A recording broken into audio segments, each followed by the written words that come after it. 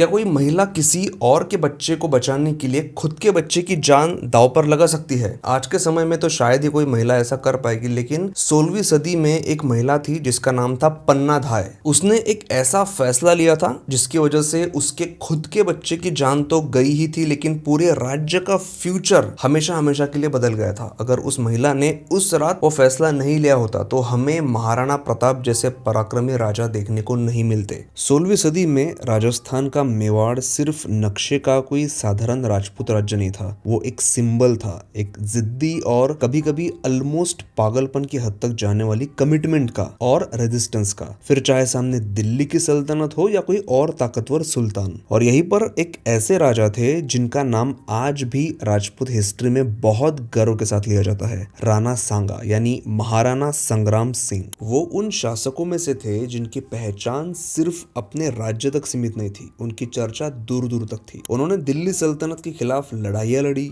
और मुगल सल्तनत के संस्थापक बाबर से भी मैदान में टक्कर ली थी। एक समय ऐसा आया जब वो काफी थक गए थे, उनके शरीर पर बहुत गहरे घाव थे, कई जंगों की चोटें थी, लेकिन उनका हौसला ऐसा था जो टूटने का नाम ही नहीं ले रहा था। लेकिन अक्सर ताकतवर राजाओं के पीछे जो सबसे कमजोर चीज छूट जाती है वो होता है उनका सक्सेशन यानी उत्तराधिकार। राणा सांगा के जाने के बाद मेवाड़ की गद्दी पिता से बेटे तक आसानी से नहीं पहुंची थी। उनके बेटे, सारे रिश्तेदार, हर कोई सत्ता अपने हाथ में लेना चाहता था। वो सब एक दूसरे के दुश्मन बन चुके थे। राणा सांगा के चौथे पुत्र जो थे उदय सिंह, जो उस वक्त बस कुछ 7 से 8 साल के थे, और वो एक ऐसे महल में रह रहे थे जहाँ सब रिश्तेदार एक दूसरे के खून के प्यासे बन चुके थे। और इसी शाही परिवार के अंदर एक और शख्स भी था जिसका नाम था बनबीर, जो कोई बाहर का दुश्मन नहीं था, कोई बाहर का आदमी नहीं था, बल्कि उसी घर का एक सदस्य था। लेकिन वो राणा सांगा के बड़े भाई पृथ्वीराज की नाजायज संतान था। अब ये बनबीर जो था ये भी अपने आप को सत्ता का हकदार समझ रहा था। उसका मानना था कि उसके अंदर भी राजघराने का खून है और वो खुद को बहादुर भी समझता था, इसलिए उसके हिसाब से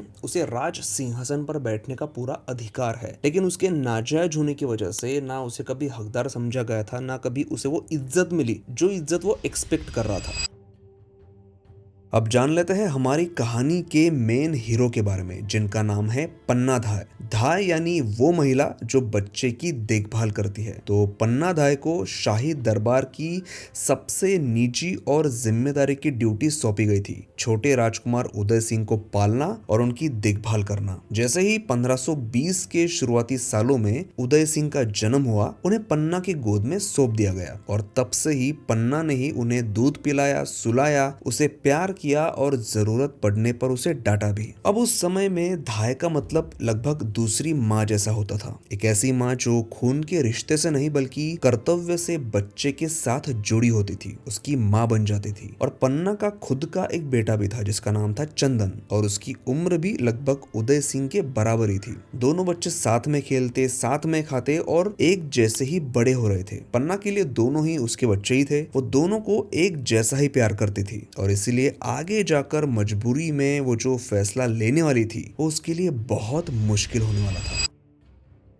राणा सांगा के जाने के बाद मेवाड़ की जो मजबूत सत्ता थी उसमें धीरे धीरे दरार पड़ने लगी थी। गद्दी पहले उनके बेटे रतन सिंह द्वितीय के पास जाती है और फिर बाद में दूसरे बेटे विक्रमादित्य के पास आती है। विक्रमादित्य उम्र में छोटा था, स्वभाव से बहुत घमंडी था और अपने ही सरदारों में ज्यादा कोई उसे पसंद नहीं करता था। उसका गुस्सा और सख्ती ऐसी थी कि उसी के दरबार में उसके खिलाफ लोग खड़े होने शुरू हो गए। धीरे धीरे वो सब सोचने लगे कि शायद मेवाड़ को अब एक अलग शासक की जरूरत है और यही से बनबीर की महत्वाकांक्षा और बढ़ गई, क्योंकि वो भी उसी परिवार का सदस्य था। लेकिन उसके नाजायज होने की वजह से कई सरदार उसे हकदार नहीं समझते थे। लेकिन कुछ हिस्टोरिकल रिकॉर्ड्स में ये भी कहा गया है कि मेवाड़ के कुछ सरदार जो विक्रमादित्य के गुस्सैल स्वभाव से परेशान हो गए थे, वो बनबीर को एक ऑप्शन की तरह देखने लगे थे। अब उस महल के माहौल को आप जरा महसूस करो। ऊपर से तो सब वफादारी दिखा रहे थे, लेकिन अंदर ही अंदर उनकी वफादारी बदल रही थी। कुछ लोग राजा विक्रमादित्य से परेशान थे लेकिन फिर भी उसे सह रहे थे, तो वही कुछ लोगों ने बनबीर को अपना राजा चुन लिया था। हर तरफ धीमी आवाज में ये बातें हो रही थी, गुप्त संदेश एक दूसरे को पहुंचाए जा रहे थे। नौकर चाकर, पहरेदार और सैनिक भ्रम में थे कि कब क्या होगा, कब कौन नया राजा बनेगा। कोई भी खुलकर नहीं बोल रहा था, लेकिन सबको अंदाजा था कि मेवाड़ का भविष्य एक नाजुक मोड़ पर आ चुका है। और इसी पूरे राजनीतिक तूफान के बीच महल के शांत कमरे में पन्ना धाय अपना कर्तव्य निभा रही थी, इससे बिल्कुल अनजान कि ये जो तूफान है ये अब सीधे उसके दरवाजे तक भी आने वाला है। और आखिरकार वो समय आ ही गया। बनबीर ने कुछ सरदारों को अपने साथ करके राणा विक्रमादित्य के खिलाफ विद्रोह किया और उसे रास्ते से हटाकर खुद मेवाड़ की गद्दी पर बैठ गया। बनबीर गद्दी पर तो बैठ गया था, राजा भी बन गया था, लेकिन एक बहुत बड़ी समस्या अभी भी उसके सामने खड़ी थी। और समस्या ये थी कि जब तक असली उत्तराधिकारी जिंदा है उसके गद्दी को खतरा रहेगा। और ये उत्तराधिकारी थे छोटे राजकुमार उदय सिंह, राणा सांगा के राजवंश की जीवित निशानी। बनबीर ये बात बहुत अच्छी तरह से समझता था कि लोग कुछ समय तक तो शांत रहेंगे, लेकिन जब तक असली वारिस जिंदा है उसे पूरी तरह से राजा नहीं माना जाएगा और भविष्य में कभी भी कोई वफादार सरदार उसके खिलाफ खड़ा हो सकता है। और यही से बनबीर एक ऐसा निर्दयी फैसला लेता है जो फैसला इतिहास में कई शासकों ने लिया था, खासकर मुगल शासकों ने। उसने फैसला लिया कि मेवाड़ के सारे छोटे राजकुमारों को वो खत्म कर देगा। हर वो बच्चा जो जन्म से गद्दी का हकदार हो सकता है उसे भी रास्ते से हटाया जाएगा।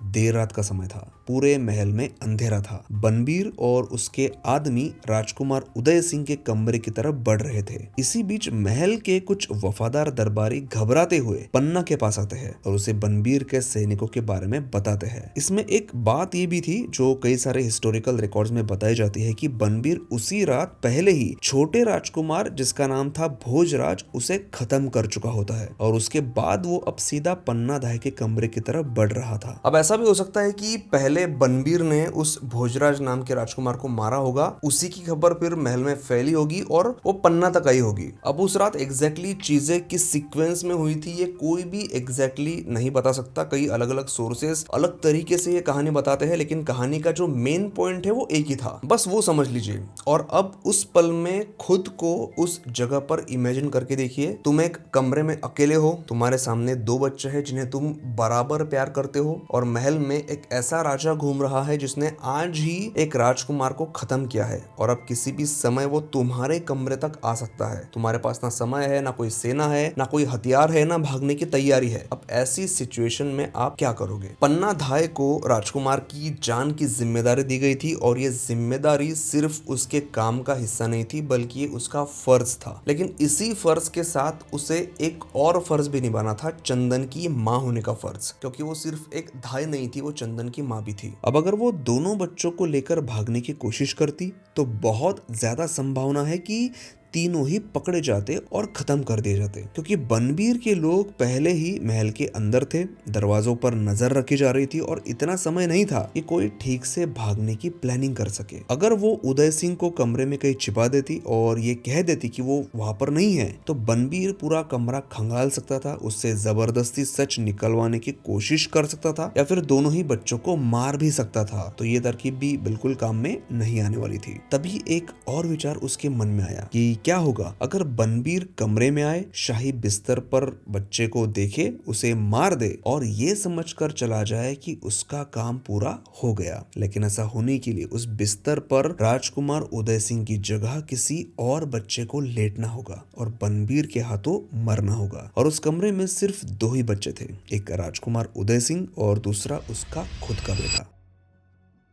अब पन्ना तेजी से हरकत में आती है। वो सो रहे राजकुमार उदय सिंह को बिस्तर से उठाती है, उसे कपड़े में लपेटती है। अब इस किस्से की जो ज्यादातर कहानियां बताई जाती है उसके अनुसार वो राजकुमार उदय सिंह को एक बड़ी सी टोकरी में छिपाती है और उसे चुपचाप कमरे से बाहर निकालती है। फिर वो अपने बेटे चंदन को, जो उस समय शायद गहरी नींद में था या आधा जगा हुआ था और जिसे इस बात का जरा सा भी अंदाजा नहीं था कि उसके साथ क्या होने वाला है, उसे पन्ना मतलब उसकी माँ बहुत ही धीरे से शाही बिस्तर पर लिटा देती है। अब आप बस उस पल पन्ना के हाथों को महसूस करने की कोशिश करो, चाहे वो कितनी भी बहादुर थी, लेकिन उस सिचुएशन में भी उसके हाथ जरूर कांपे होंगे। शायद उसने एक पल के लिए रुककर अपने बेटे का चेहरा भी देखा होगा। उसे पता था कि आज की रात के बाद वो उसे फिर कभी जिंदा नहीं देख पाएगी। लेकिन इस सच्चाई के साथ उसे एक और सच्चाई भी पता थी जिसमें हजारों लोगों का हित था कि अगर राजकुमार मर गए तो मेवाड़ अपना असली वारिस खो देगा, बनबीर का कब्जा हमेशा के लिए पक्का हो जाएगा और राणा सांगा की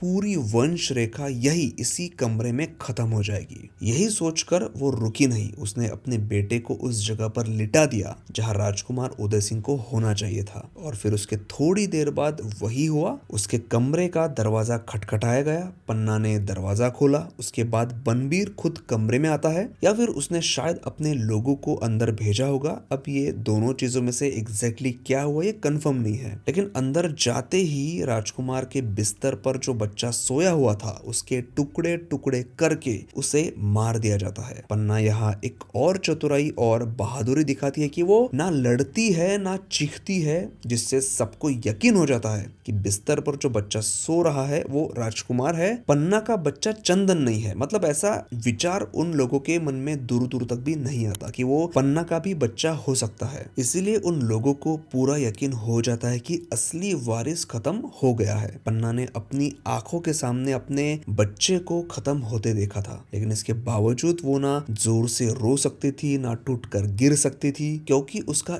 एक काम अभी भी बाकी था। असली उदय सिंह जिंदा थे और अब हर हाल में उसे जिंदा रखना था। अब राजकुमार उदय सिंह को महल से बाहर कैसे निकाला गया था, इस पर भी अलग अलग कहानियां हैं। कुछ लोग बताते हैं कि पन्ना खुद टोकरी उठाकर पहरेदारों से बचते हुए पीछे के रास्ते से बाहर निकल गई थी, जबकि कुछ जगह पर यह भी कहा गया है कि उसके कुछ भरोसे के लोग थे जो राजकुमार उदय सिंह को महल से बाहर ले गए थे। लेकिन महल से बाहर निकलने के बाद भी राजकुमार उदय सिंह का सफर आसान नहीं था। पन्ना धाय, उसके कुछ वफादार साथी और छोटा राजकुमार अरावली की पहाड़ियों में, घाटियों में और जंगलों में बहुत दिनों तक भटकते रहे। वो मजबूर थे और किसी से मदद भी नहीं मांग सकते थे, क्योंकि उन्हें डर था कि गलती से भी राजकुमार की सच्चाई किसी को अगर पता चल गई तो ये बात बनबीर तक पहुंचने में ज्यादा देर नहीं लगेगी, क्योंकि उसी दौरान बनबीर दरबार में जाकर ये घोषणा कर चुका होता है कि दोनों वारिस अब नहीं रहे और वो मेवाड़ की गद्दी पर बैठ जाता है। ऐसे समय में सिर्फ एक समूह उनका साथ देता है, भील समुदाय के लोग, जो कई जनरेशन से मेवाड़ के राजघराने के प्रति वफादार माने जा रहे थे। वो उन्हें खाना देते हैं, छिपने की जगह देते हैं और उनकी सुरक्षा का ध्यान भी रखते हैं और एक राजवंश का भविष्य जिंदा रखने में मदद करते हैं। आखिरकार कई हफ्तों की कठिनाइयों के बाद राजकुमार उदय सिंह को एक ऐसे किले तक पहुंचाया जाता है जो उसकी किस्मत बदल देता है, और वो जगह थी, वो किला था कुंभलगढ़। वहां के मालिक एक जैन व्यापारी थे जिनका नाम था आशा देपुरा शाह, और वो उस बच्चे को बचाने के लिए तैयार हो जाते हैं। उदय सिंह को चुपचाप वहां पर रखा जाता है और कुछ समय तक वो किसी राजकुमार की तरह नहीं बल्कि आशा देपुरा शाह के किसी रिश्तेदार के रूप में रहने लगते हैं। बनबीर को अभी तक यही लग रहा था कि वो पूरी तरह से सफल हो गया है, लेकिन असलियत में मेवाड़ का असली वारिस जिंदा था, बड़ा हो रहा था और सही समय का इंतजार कर रहा था। अब सिचुएशन कुछ ऐसी थी कि उधर चित्तौड़ में बनबीर राज कर रहा था, राणा बन चुका था, लेकिन बहुत से सरदार जानते थे या कम से कम उन्हें शक था कि असली वारिस अभी भी जिंदा हो सकता है, क्योंकि एक महिला के लिए इतना बड़ा झूठ छिपाना आसान नहीं था। इसलिए पन्ना की कहानी चोरी छिपे महल तक पहुंच गई थी और मेवाड़ में इज्जत और सम्मान उतना ही मायने रखता था जितना की ताकत। और बनबीर के पास भले ही किला था, सिंहासन था, लेकिन लोग दिल से उसके साथ नहीं थे। जिस रास्ते से वो गद्दी तक पहुंचा था वो खून से भरा था। राजा विक्रमादित्य की हत्या और उसके असली वारिस को खत्म करने की कोशिश, ये बातें लोग इतनी आसानी से भूलने वाले नहीं थे। और बनबीर का जन्म खुद ही विवाद का मुद्दा था, जिसकी वजह से कई लोग उसे पूरी तरह वैध उत्तराधिकारी नहीं मान रहे थे। ऐसे ही कई साल बीत जाते हैं और उधर उदय सिंह किसी ऐशो आराम वाले शाही माहौल में नहीं बल्कि दुनिया से छिपकर खतरे के बीच बड़े हो रहे थे। उदय सिंह अब वो साधारण मासूम बच्चा नहीं रहा था, वो अब जवान हो चुके थे जो घुड़सवारी करना जानते थे, लड़ना जानते थे, और सबसे जरूरी बात कि वो सिर्फ राजकुमार की तरह शाही हुनर नहीं सीखे थे बल्कि वो उस बोझ को भी समझ रहे थे जो उनके लिए उठाया गया था। उन्हें ये एहसास था कि उनकी जगह एक और